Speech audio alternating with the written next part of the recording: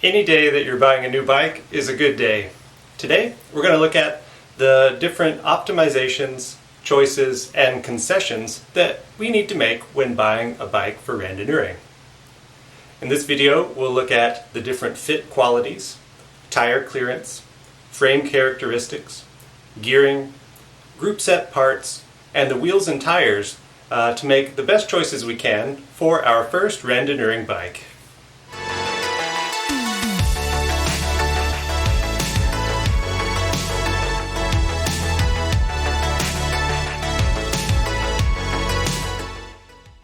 When you're looking to buy your first randonneuring bike, the first thing you want to look for is if the geometry of the bike will allow you to fit in a way that's sustainable for 12 or more hours in the saddle. This is going to look very different from a professional racer.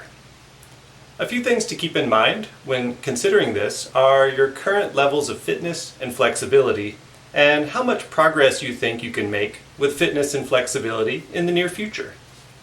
Obviously, the best way to find your ideal bike fit is to work with a bike fitter. Someone who's certified through an organization like the International Bike Fitters Institute would be a great start. But not everybody have the resources available to get a professional bike fit. If you find yourself in that camp, consider first learning about the different elements of bike fit through a book. One great book to get started is called Bike Fit by Phil Burt. There's a link in the description below. As you're on YouTube gathering information, there are a few great resources that are already on YouTube. Two reliable people who give excellent bike fit advice include Neil Stanberry from Cam Nichols' channel and Bike Fit James from the Francis Cade channel. Again, there are links below in the description to those resources. An example of the considerations for bike fit would be like for myself. I know I'm not very fit and I don't have great flexibility right now, so I would not be able to use a standard race bike even if I added a bunch of spacers. For me, I'm probably going to need geometry from an endurance road bike or even a touring bike to get the fit I need to ride for 12 hours or more. When you look at some of the professionals in endurance cycling though, you'll see that a lot of them are riding standard race bikes. One example is Mark Beaumont, who recently set a world record for cycling the distance around the world. He uses a standard race bike with about 4 centimeters of spacers under the stem. He also shortened his stem by about 10 to 20 millimeters.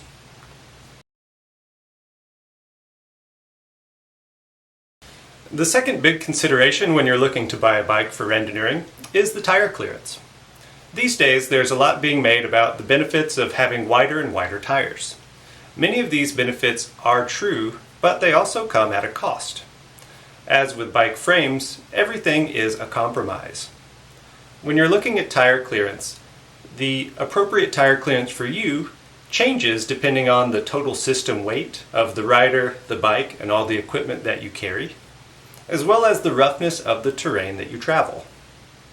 For example, a very light rider, who's maybe 150 pounds, might get away with 25C tires as their optimal tire width if they're riding on smooth tarmac.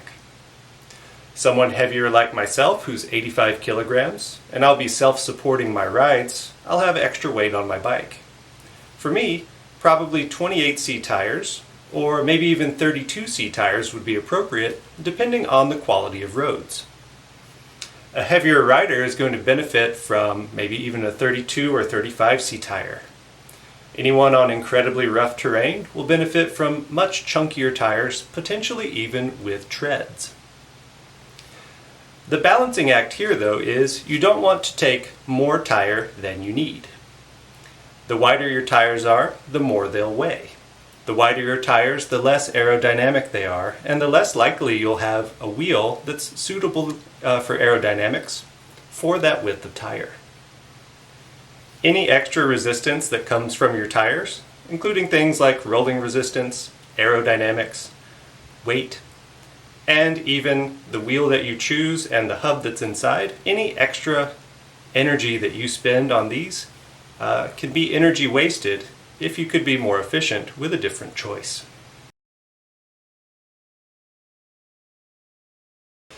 The trade-offs that we see with bikes that we would consider for endurance cycling include things like the aerodynamics, the weight, compliance, strength, utility, and of course, price. To find the optimal bike for randonneuring, you need to balance all of these characteristics to what suit your riding the best. Another major consideration when deciding which bike to buy is what material it's made out of. While there are different metals like steel, titanium, and aluminum, and those are usually compared to carbon, we can actually just divide these bikes based on either being metal or being carbon. The overall qualities of a metal bike will be roughly similar no matter what material it's made from. Carbon, on the other hand, has many benefits for building a bike. Compliance and stiffness can be built in specific to certain areas in a much more flexible way than can be done with metals. As a result, carbon frames end up being roughly 300 grams lighter at minimum, and often up to an entire kilogram lighter than their metal counterparts. Carbon's material properties also allow it to isolate from road buzz a little bit more than metal.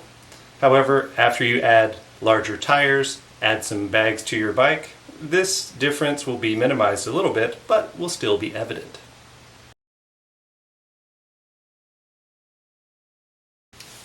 The next consideration when you're choosing which bike to buy would be its handling characteristics. There are many different small factors where, just by looking at a geometry chart, you should be able to tell roughly how a bike will handle. The main component to handling is going to be the bike's trail. The average road bike has roughly 57 millimeters of trail. This gives sporty and lively handling, but is not overly twitchy. Any trail that's higher than roughly 57 is going to add stability. But the higher you get, say close to the upper 60s or lower 70s, some riders feel these bikes become a little bit tankish, so stability might turn into sluggishness. Similarly, going the other way, lower trail adds a bit more of a twitchy feel. It'll be more sporty and more responsive. These are really valuable characteristics if you're riding in a big group, but when you're slogging along 14 hours into a ride, you probably want to have a slightly stable bike. But because we're out on the road in all sorts of conditions, you still want the responsiveness to deal with unexpected obstacles.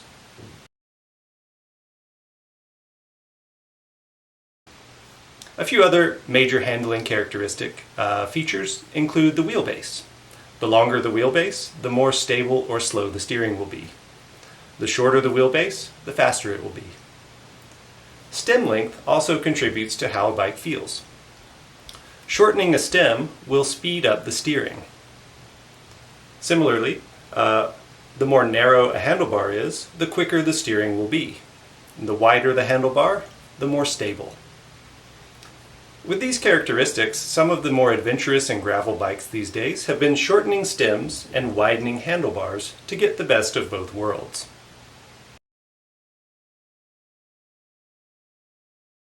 As we're getting down into the more small details of what makes up a good bike to buy, we get next to gearing. Gearing on most road bikes is not particularly suitable for long distance efforts. If I'm making 150 watts for 18 hours in a row, that's going to be a very different demand for gearing than a Tour de France rider who can put out 1,000 watts.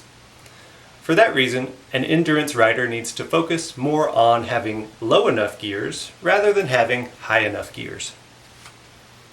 Imagine yourself in that same situation 18 hours into a ride and you're coming up on the steepest hill and the longest climb of the day. How much power are you going to have? How are you going to feel 100 meters up that climb? For those reasons, focusing on low gearing is important. For most road bikes, that means a compact crankset and at least an 11 to 32 or 11 to 34 cassette in the back. However, these days we have a bounty of options, including adventure gearing, where maybe a 4630 chainring on the front can also be mated to that 1134 in the back. Or even throwing mountain bike cassettes on the back to get extra low gearing. This can be important if you're self-supported and you're carrying a bit of extra weight, for example, if the weather is bad. So when you're looking at a bike, make sure the gearing is as low as possible. The gearing for road racing bikes is typically unsuitable for long-distance riding. The next element to consider when you're buying a bike is one that's often fretted over way too much, and that's what group set the bike comes with. The reason this is not terribly important is the chains all work about the same. An 8-speed chain isn't going to be terribly less efficient than an 11-speed chain. The biggest difference you'll get are either the number of jumps that you have on the rear cassette or the depth of those jumps. Smaller jumps are better, but it's not backbreaking one way or the other. The main area as far as actual performance goes that you benefit from more expensive group sets is the weight. You can expect roughly 300 grams difference each time you move up a level of a group set. So if you move from 105 to Ultegra, that's going to save you about 300 grams. Similarly, if you move from Tiagra up to 105, you'll see a roughly similar 300 gram savings. Now, 300 grams is not going to make a big difference one way or the other, but moving from a very low-end gear set like Acera all the way up to Dura Ace is going to be a big difference, up to 1.5 kilograms or more. But keeping things within your price range is not going to make a huge effect on your overall performance if you move up one gear set or move down. One area to pay attention to, though, is where the product managers of the bikes you're interested in made substitutions or tried to cut corners. On rim-braked bikes, often these are the brakes, and if the product manager substituted some off-brand low-quality brakes, that might have a severe impact on the braking performance of the bike. So that would be something to look out for and maybe make budget to upgrade, if that's the case. Oftentimes, though, things like cranksets or cheap aluminum cockpit parts are where these brands are saving lots of money. Also, things like saddles and seat posts can be the first things that get cut from a bike in order to try to save money. Keep those things in mind and determine what's important for your performance and what you're able to deal with when you're buying a bike.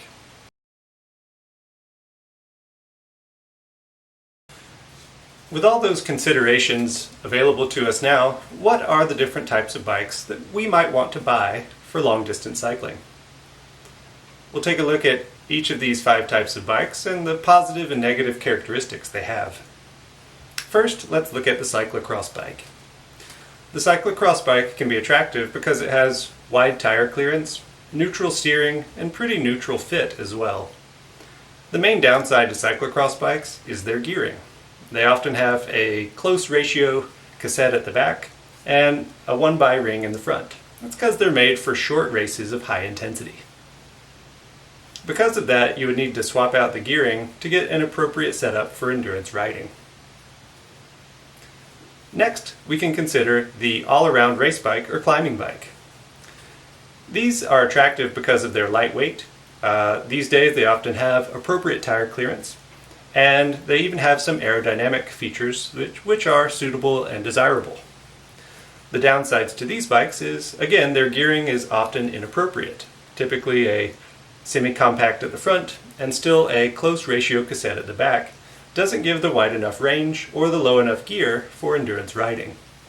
Additionally, their fit is often too aggressive for an endurance setup, although some more flexible riders may be able to stack the spacers under the stem and maybe shorten the stem a little bit to get an appropriate fit. Along the same lines, aero race bikes bring even more to the table with speed, with aerodynamics and often aero wheel sets included. Their fit is often even more aggressive than the hill climbing bikes and all-arounders though. This can make getting a proper fit impossible. And just like the all-around road bikes, their gearing is typically way too high and close ratioed at the back. You would end up having to swap out the crank, the cassette, and often the derailleur to get appropriate gearing. Moving on from there, some of the more suitable bikes include touring bikes. These have low gearing, a relaxed geometry, and stable handling. They also are very strong and reliable, and have fitments for different racks and luggages. The downside to these, of course, is the weight. Carrying an extra 10 pounds up a big climb at the end of the day is not something you want to be doing. If you already have a touring bike, or if you want to use your bike for multiple purposes though, a touring bike can be a good choice if you swap the wheels and tires for lighter options. Gravel bikes are becoming more and more popular these days too, because of their wide tire clearance and adaptability. Similar to the touring bike, these can be very suitable just with a wheel and tire swap to something more lightweight and speed orientated. One of the downsides to gravel bikes is their gearing selection. Some of them come with 1x gearing, very similar to the cyclocross bike. These are not particularly suitable for endurance riding, but if you can find a bike with a 2x gravel setup, with a 4630 chain set at the front, you end up with very nice low gearing with small jumps on the back because of the 11 to 32 or 11 to 34 cassette. One other downside to gravel bikes is it's often the steering is particularly slow and tankish. This is to handle the necessity of going down mountain roads, but isn't quite the best steering for long distance endurance rides. And lastly, that brings us to the endurance bike. An endurance road bike or all-road bike combines all the characteristics that we want out of a long distance bike. The geometry, first and foremost, is a little bit relaxed. So most riders are able to find an appropriate endurance fit on these machines. Tire clearances are going up over the years, and these days it's not uncommon to see all-road bikes or endurance bikes with room for 32, 35, or even 38C tires. Endurance bikes often have fitment for fenders and racks, and potentially even extra luggage. Endurance bikes, while not the lightest, not as light as a full-on road racing or aero bike, they do carry a premium on focusing on weight. Some of them even have aerodynamic features these days, like integrated cables or aerodynamic frame shapes. So overall, the endurance road bike is a good place to start looking when you're trying to find the most suitable bike for randonneuring and endurance cycling.